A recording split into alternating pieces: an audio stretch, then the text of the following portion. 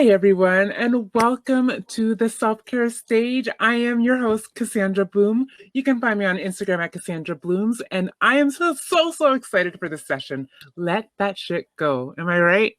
The title alone. So I'm looking forward to this session so much. I've been looking forward to it for weeks now, and I'm so excited that it's finally here. Just a quick little thing I wanted to mention. If you can keep your questions until the end, because she'll be sharing a presentation with us today, she won't actually be able to see the comment section until the very end of the presentation. So if you don't want your questions to get lost, hold that in your head or copy it in another document and just paste it in the end. That way she will be able to address your questions. Without further ado, here is our very own speaker, Nina Purewal, and you can find her on Instagram at nina.pure.mind. Thank you. Take it away, Nina. Thanks, Cassandra. Hi, guys. I'm so excited to be here. Thank you for having me. And today we're going to talk about letting shit go, which I'm still working on, but I've got some tips for you. So the way this is structured is I'm going to go through a number of different sections on how to let shit go. And throughout the sections, what I've done is I've put in some questions. If we had an hour, if we had more time, I would give you time to answer those questions. But what I want you guys to do is just kind of jot them down. And when you have some downtime, when you have some me time, go back to them. Okay, they're more of like a reference point for now, because I think it's more important to cover more content and give you more tips and things to kind of consider and help you de-stress than to spend time answering questions right now. So without further ado, I just want to give you a little background on me. So I went to business school many years ago and had a really great career in sales and marketing. Worked on many different brands, got to travel, do advertising. And I hit a point of peak stress in 2010. I was, addicted to my BlackBerry, as they called it at the time. I was reporting into the US. I was working, all kinds of crazy hours. And I kind of hit this point where I'm like, what the F am I doing? Do I really love I liked what I did, but I didn't really love what I did. And so I needed to take a time out. So my partner and I actually decided to leave our careers, sell our dream home, put family planning on hold. And we went off to California for a year, lived in an ashram, totally unplugged for the entire year. So no phone, no access to anyone. I told my girlfriends, if you want to get a hold of me, write me a letter. And I actually sent and received 150 letters that year, which is really cool. I came back and I really had this burning desire to combine, my corporate life with everything that I learned on, how to de-stress and how to mitigate, all these crazy emotions that we have in our day-to-day life. So I founded a company called Pure Minds, and I now do mindfulness and meditation workshops, mostly for companies. I'm also the co-author of the book, Let That Shit Go, which has done really well. We're one of the top selling books in Canada for self-help. And we've launched in a number of countries around the world. And we're going to be launching in the US in January, which is really exciting. It's basically 100 tips on how to find more peace and happiness in your everyday. It's not a book that you really have to read cover to cover. You can kind of pick it up at any point and, just read a page or two and get a little tip to help de-stress. Just a little background on why I got into mindfulness and meditation. So it's not the best of stories. When I was 16, I actually lost my dad and my brother. It was very unexpected. It was very traumatic. I had a lot of PTSD. I had a lot of survivor's guilt. And I went through a lot of therapy and I saw a lot of child psychologists and psychiatrists, but the one thing that really kept me grounded was mindfulness and meditation and my practice and even, classical spiritual philosophy, if you will. So that's basically why I got into this. And that's why I'm so passionate about sharing it with you guys. So without further ado, I just want to take you through what we're going to be going through in the next half hour. So I'm going to be talking about mindfulness 101. So what is it? It's probably the most common question I get. What is mindfulness? A little bit about the chatty mind. So what is going on in that mind of ours? I'm going to hone in on that. Talk a little bit about self-love and, what are we actually saying to ourselves on the day-to-day? Letting go of the things we can't control, the importance of doing you and honoring your authentic self, and just a few slides on meditation as well, for those of you who are interested. Okay, so mindfulness. A lot of people ask me what mindfulness is, and in a very practical sense, mindfulness is the art of being fully present. Okay, and I love this meme. It says, are you mindful or are you mindful? So a simple act like going for a walk with your friend or with your dog or even on your own, so often we're physically doing something, but mentally we're not present. Right? So have you ever just gone for a walk and, listen to the birds and observe the trees and, listen to your feet on gravel? And if you haven't, that's okay. It's totally normal for our minds to wander, but our minds are so convoluted with thoughts all the time that we think between 50,000 and 70,000 thoughts a day, or that translates to 35 to 42 thoughts a minute. Okay, so our minds are constantly going, and mindfulness is all about just bringing it back to the present moment, being aware that it's wandering and bringing it back. And I'll get into how to do that in a second. But I think there's a misconception that mindfulness means you're just present 24/7. And I honestly think unless you're a monk sitting in the Himalayan mountains, that's pretty much impossible in today's world. I mean, I've been practicing this for 20 years and my mind still continues to wander, but being aware of the fact that it's wandering and bringing it back to the present moment is all about how to find that calm in the midst of all this chaos. I want to talk for a minute about what practicing mindfulness and meditation does to your brain. So there are a number of neurologists and neuroscientists that are now behind mindfulness and meditation, and some have actually done MRI scans on the brain to show that many structural changes happen once you start practicing. And one of the Harvard neurologist that I've been following for a long time, her name is Sarah Lazar. She actually found that in as little as 8 weeks of practicing, there were structural changes to your brain. And two of the most common things that happen is your amygdala back here, that starts to shrink. And that's associated with fight or flight, stress, anxiety, and simultaneously your prefrontal cortex starts to thicken. Okay, and that's associated with concentration, with focus, with decision-making, with awareness. So all these great things start happening in the brain once you become aware of how much your mind is wandering and bring it back to the present moment. I'm going to talk about the mind for a second. And unfortunately, the mind is probably the biggest obstacle to being present. So I talked about how we think between 35 and 42 thoughts a day, or 50,000 to 70,000 thoughts a day, or 35 to 42 a minute. And the thing is, studies have now shown that we are aware of less than 1% of them. So often our minds are going in all these places and we aren't even aware that this is happening. And unfortunately, 80% of our thoughts are said to be negative. Okay, so we are constantly, no wonder we're exhausted. We might be sitting at a desk all day doing work and not doing anything physical. And we come home at the end of the day, or we're already home, but we finish work at the end of the day and we're exhausted, because mental exhaustion leads to physical exhaustion. Or we're up at night and we can't sleep because our mind is constantly going. It's exhausting. So what we need to do is we need to start becoming more and more aware of this wandering mind. Like, have you ever gone from point A to B, maybe driven from, home to the mall or to work or to a friend's house, and you get to point B and you're like, how the fuck did I even get here? Because your mind has taken you on a ride. So what we need to do again is become aware of all these places our mind takes us to. So the way we frame it in the book is that our mind actually has two parts. Okay, and the first part of the mind is what we refer to as the chatty mind. Okay, and this is the mind we are so often associated with. And a lot of people in this space refer to it as the monkey mind. So it's like going from branch to branch to branch, but the chatty mind goes from thought to thought to thought. Okay, and often, suddenly, we get 4 or 5 thoughts into something that we're stressing about and we're going down a spiral. Okay, this is what the chatty mind does. It's our chatty mind's job to think thoughts.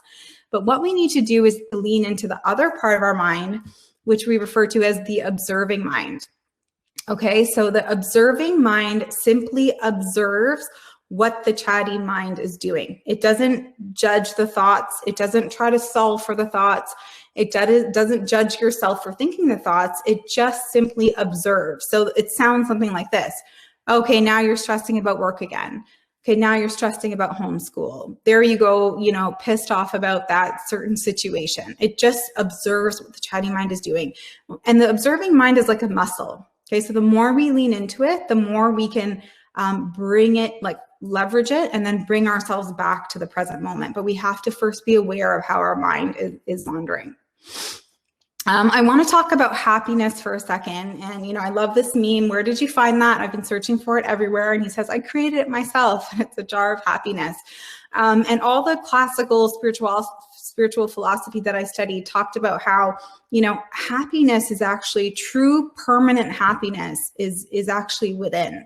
And, we as a society, we are constantly seeking happiness in the external. It usually sounds something like, when this happens, I'll be happy. When I get that promotion, when I have that kid, when I find that partner, when I, can buy a house, when I can travel, when the pandemic is over, I'll be happy. And there is happiness in all those things. But, sometimes we gun for the job and then we get the job, and then 6 months in, that same job that we wanted so badly is stressing us out, is pissing us off, is upsetting us. We're not sure what we're doing, so often the things that we rely on to make us happy also make us upset, just like our partners or our kids do. So it's okay to rely on external to make us happy, but just know that that type of happiness is temporary, because that same thing can make us feel so many other emotions. True permanent happiness is really found within. And I'm going to give you an analogy that I learned when I studied under all these monks in the ashram. And it's about the sun and the clouds. And I want you to think of, just like today in Toronto, I want you to think of the sun on a really cloudy day. It's dreary, it's wet outside, there are puddles everywhere, it's cold, and the clouds are covering, any access to the sun's rays. But the sun hasn't gone anywhere, right? The sun itself still exists. It's just behind the clouds. So in that same way, our true nature is happiness. It is bliss. It is joy. We have all that within us. There's just so many clouds in the way of us experiencing it, or so much shit in the way of us experiencing that happiness. And if you think of us as children, when we were toddlers, when we were kids, or, some of your own children you can use as examples, they're inherently happy. They cry for very practical reasons if they're hungry or they're tired. But what happens is, as we get into adulthood, we build up all this shit in the way. So what this whole thing is about is letting go of all the stuff that we built in the way of us experiencing that happiness. And so we can access that more and access it more in the day-to-day. If you're having a moment, this is just a very practical tip. I'm sure you hear this all the time, especially if you're into yoga and meditation, is just take really, really deep breaths. And I think what's really important is technique. A lot of people say, oh, just take a couple deep breaths. And we're like, it's really important to have a good technique. So we're so used to breathing from our chest level. Okay. And we talk even in the book about a study that was done that says when we open our emails now, we actually stop breathing. Like, we're so stressed out that we stop breathing. And the more shallow, the more negative emotion, so to speak, so anger, panic, worry, the more shallow our breathing is going to be, right? When we're really pissed off, our breathing is really shallow. So what we need to do is we need to start taking really deep breaths from our diaphragm. So if you want to practice this outside of here, you can, almost put your hand on your stomach. And as you take a breath in, you want your stomach to expand like a balloon. Okay. And as you exhale, you want it to contract. And you can even kind of like pull your ab muscles back. But as you breathe in, you want your stomach to expand. And as you breathe out and exhale, you want it to contract. Okay. So that's really, really important versus just breathing from here. And you'll find that just taking a few really deep belly breaths will get you into the present moment and will kind of calm your system down. Okay, I'm going to get into a little bit of smack talk. So that 80% of the thoughts we think that are so negative, there's so much of, that we associate self-love with. And, sometimes it's a day at the spa, a day with your girlfriends, just a walk out for yourself, reading a book, lighting candles, doing something for you. And all that is so important. I'm going to get to that. But when I talk about self-love, what I'm talking about at the crux is, what are we actually saying to ourselves? What is going on up here? Are we loving ourselves up here? And again, this comes down to awareness, being aware of what we're actually saying to ourselves. I ask a lot of my clients, what's the first thing you say to yourself when you look in the mirror? Especially if you're naked, what are you saying to yourself? Are you being critical or are you loving yourself? And most often we're very critical of ourselves. And these thought patterns, actually started for a lot of us in childhood. You'll notice it's the same negative things that you say to yourself all the time, whether it's around, I'm not worthy of this, or I can't do this, or I'm not capable, I'm a bad mom, I'm not a good partner. It's the same things we say to ourselves over and over again. And a lot of these patterns started in childhood from something a parent said to us. Maybe they compared us to someone, or a sibling, a bad teacher, a coach along the way who, talked negatively to us. And, we have these grooves in our minds, and they started off in childhood, and they start getting more and more ingrained. And as we get into adulthood, we just start believing them, because so many of the negative things we say to ourselves, guaranteed the people who unconditionally love us probably wouldn't say the same about us. We are so hard on ourselves. So this goes back again, being aware of the things that we say to ourselves.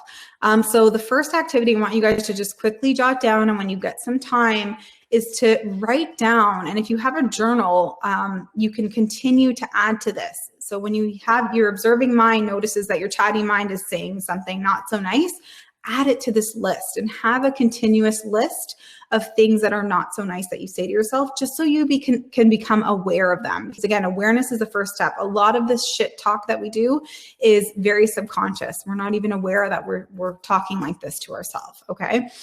For me, I notice that I say, you're such a fucking idiot. Like, I just say that. If I do something wrong, or if like I have a tech issue or something not working, I'm like, you're such a fucking idiot. And I notice myself saying that. I'm like, where did that even come from? So, whatever that pattern is, the point is we need to catch ourselves. And then I'm going to get into what we do with those thoughts in a second, but I want to get into some science. I guess there's an experiment that was done. Some of you might have heard this. It's by Marasu Emoto. He was a Japanese researcher, philosopher, photographer, and he wanted to prove that human consciousness had an effect on the molecular structure of water. Okay, so he took water from the same source and he put it in different glasses, and he labeled half the jars positive things like I thank you, and half the jars really nasty things like you make me sick, you disgust me. And this is what your examples, what love and thank you look like. So perfectly beautiful water crystals. And this is what you disgust me looked like. Okay, here's an example. And you might be wondering, why is she talking about this experiment that has to do with water? Well, 70 to 80% of our bodies are made up of water. Okay, so when we say this stuff to ourselves, or we even allow other people to talk to us this way, we don't know the effect that it's having on a cellular level. Okay, we don't know the effect. It's like, not to go too dark, but if you're being physically proof, there's bruises and there's cuts and there's all these things that you can see that are wrong. But with mental stuff, you can't see it. So it's so important to be aware of what we're saying to ourselves and be aware of what we're allowing other people to say to us, and not allow it, or just work with yourself and be kind and compassionate as you go through this. It might take years to undo certain patterns. I'm still working on some, but once you're aware of it is the moment you can kind of do something about it. And here's the other the other piece to this is, once you have these negative thoughts, what we want you to do is just CSI them. Okay, so really understand, are they true? And act as if you're in a court of law, and you're take that thought and say, am I not good at my job? What are reasons why this is not true? Maybe I got promoted. Maybe I got hired out of so many people. Am I really a bad mom? Well, I've done this and I've done that and I've done this today. So I want you to write down evidence against why this is not true, and then write a replacement thought. Okay, so what? I am a good mom. I am a kick-ass employee. Whatever that negative thought is, so you can start to kind of replace this thought pattern that you have and start to break those kind of neural networks that you've created after all these years. I love this meme as well, trying to run away from my problems only to realize I am my problem. So we do a lot of this, okay? A lot of how we see ourselves is not how the world sees us. We tend to have a much more negative view, especially as women. For whatever reason, we tend to have a more negative view of ourselves than the outside world. So it's really about, letting go of these patterns. And as I said earlier, what you want to do with these thoughts is write down evidence of why these negative thoughts are not true, this smack talk, and, replace those so you have something to give your chatty mind every time it goes on this little spiral. It's also okay to, you know, accept that there are parts of yourself that are not perfect. Nobody is perfect. We're perfectly imperfect. So it's okay to take the parts of yourself that are not meeting all these crazy standards that are out there and not even realistic, and be like, you know what, I'm not great at that, and that's okay. I want to talk a little bit about the importance of, you know, taking time for yourself. As I said earlier, you know, the spa dates and the girlfriend time and all that. Back in the day, what would happen is our sympathetic nervous system would become activated every time we were, you know, our life was threatened. Like if we were being chased by a saber-toothed tiger or by a snake, it would activate our sympathetic nervous system. And what happens when we do this is, you know, our hunger subsides, you know, our muscles tense up, and we basically become a superhuman version of ourselves. So that used to happen back in the day. But what happens now is that this system is being activated all the time, whether it's, you know, a fight with our partner or, you know, work stress, and now so many externalities, the pandemic, climate change, you know, you name it. There's so much going on in the world, and our systems are constantly being activated. And when we're doing that, we can't think clearly, we can't focus, we're not calm. And so what we need to really do is take time out to activate our parasympathetic nervous system. You guys might have heard this, the sympathetic and the parasympathetic. It's so important to relax. A lot of people feel, you know, in society today where, you know, everyone's go, go, go, that relaxing is lazy, that relaxing is unproductive. That is not true. And you guys have experienced this, when you sit at home at night and you know, you got your glass of wine, you're watching Netflix, your system just is able to relax, and you are a better mom the next day. You're a better partner the next day. You're an employee with a lot more focus, versus when you're in, you know, you're activating your sympathetic nervous system all the time. Like you can't do anything well because your nerves kind of feel shot and you feel frazzled all the time. So it's so important to relax, guys. So make sure you're taking time out for yourself, just like you're doing today, attending these workshops. I want to talk a little bit about acceptance. I'm cautious of time. I think I have too much in here. But acceptance is basically, you know, letting go of the things that are out of our hands. And I want to talk about depression and anxiety for a second. I don't think any of us need a clinical diagnosis to know that we have, you know, we struggle with depressive thoughts or anxious thoughts.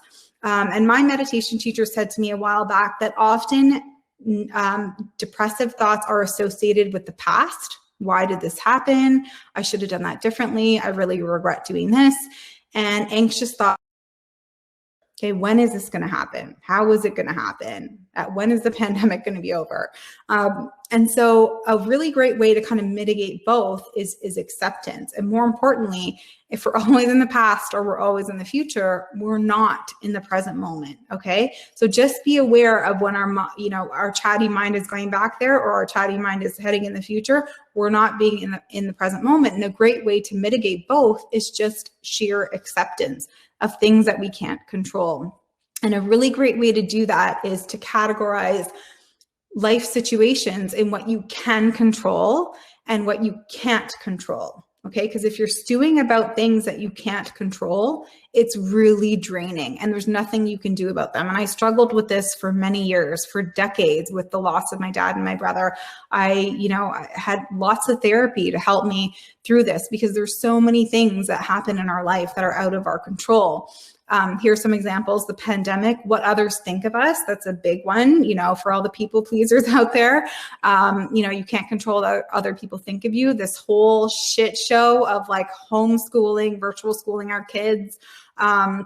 Or, maybe you're working from home and you have a roommate. You can't control family members. Those people you see at, Thanksgiving, Easter, Christmas, can't control them, can't change them. Yet there's so much around us that we can't control. But what we can control is how we perceive ourselves. We can control how hard we work. We can control what we choose to focus on. We can control, what we do post, what we eat for lunch. And at the very crux of it, what I learned is that we can control our attitude or how we react to something. So my favorite quote, when I went through my teenage years was, life is 10% what you make it and 90% how you take it. There's so much stuff that is constantly being thrown at us. How are we handling it all?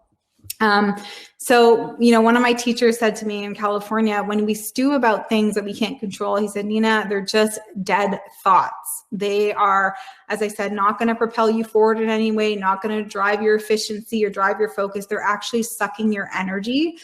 So the minute your chatty mind is going on about things that you can't control, use your observing mind to say, hey, put it in the can't control bucket. There's nothing you can do about it, and focus on what you can control about the situation. All that to say, as Jay-Z talks about, it's so important to feel it. You need to feel it to heal it. I think I spent way too long in, just toxic positivity, like everything's okay, I'm fine. I was always kind of that positive person. And it ate away at me because I put it too quickly in the can't control bucket. And I didn't allow myself to feel. I didn't allow myself to cry. I didn't allow myself to grieve. I didn't allow myself to get angry. I was like, everything's fine. It's fine. So I think it's really also important to maybe mentally put it in, okay, I can't control bucket, but shit can suck sometimes, and that's okay. It's okay to cry. It's okay to be upset. It's okay to get the therapy we need. It's so important to feel it. That's a really critical part of all of this. So what I want you guys to do at some point is write down 3 things that you cannot control, because again, there's so much going on that we can't control. But if we're aware of the things that we worry about that are not in our control, then we can better kind of be like, you know what, bucket, and there's nothing I can do about it. And it just kind of helps us sleep a bit better at night. I'm going to skip forward because I'm running out of a bit of time. I just want to go through a couple things when it comes to meditation. I like calling it the mind workout because, we do so much for our bodies, the way we dress, the makeup, the working out and everything. But what are we actually doing for our mental health? And I think meditation really helps just from personal experience. I want to share a couple things I know about meditation. One is that the thoughts don't stop. A lot of people say to me, I can't meditate because my thoughts don't stop. I've been meditating for 15 years and I've never had a meditation where a thought or 2 or 100 haven't seeped through. It's the chatty mind's job to think thoughts. So you are not a failure at meditation if thoughts come through. It's part of the whole process. Like I said, it's kind of like going to the gym for your mind. It makes you hone in on the chatty mind and observing mind, which is something you can do in your everyday. But when you're sitting there quiet and alone with your mind, you're acutely aware of what's going on in there. And you're able to kind of learn how to do the chatty mind, observing mind thing. So it's really like, giving you a lot of good attention to your mind. Don't judge your practice. There's no such thing as good meditation or bad meditation. It just is. Sometimes my bad meditations, when my mind is swirling all over the place, they actually are a benefit to me because I realize, hey, this is a lot of the shit that you're suppressing, that you're not allowing yourself to come to surface when you're busy in your everyday. So sometimes a bad meditation when your thoughts are all over the place are indicative of things that you might need to be aware of. And also the magic happens in and out of your experience. It's not just about feeling the Zen when you're sitting there for the, 20 minutes or 10 minutes or whatever it is. You actually start to become a better version of yourself. And the impact of this has a trickle effect to the rest of your life outside of meditation. So I just wanted to share this. Whoops, suddenly. Oh, here we go. This meme, me trying to get a hold of my life. I think we all feel this at some point, and especially this freaking crazy year with the pandemic and homeschool and, or virtual school or sending our kids to school and worrying. There's so much going on and we're all trying to just like balance and, keep our calm in the chaos. But it's totally okay to feel like this. I think we all have for the majority of the year, or many, many years in many cases. So be gentle with yourself, be compassionate, go easy on yourself. Just a quick note, I do lots of corporate workshops. So if you're interested, I'm really, really encouraged. I started my business 3 years ago with 2 company logos, and I said I'd give myself a year. And I'm really encouraged by how many companies are, genuinely interested in mindfulness and mental health and, helping their employees, work through what's happening right now with all this uncertainty. You can get our book, paperback, audio, Kindle, and we also just launched a Let That Shit Go 12-week masterclass. Feel free to follow me on Insta, or you can follow our Brooke account, which is at unfiltered_mindfulness. Thank you so much for hearing me out. If you have any questions that I didn't answer, you can DM me, or you can quickly put them in the chat. I think I might have a minute to answer a question. If anybody has any questions, as I said, feel free to DM me. Thanks, guys.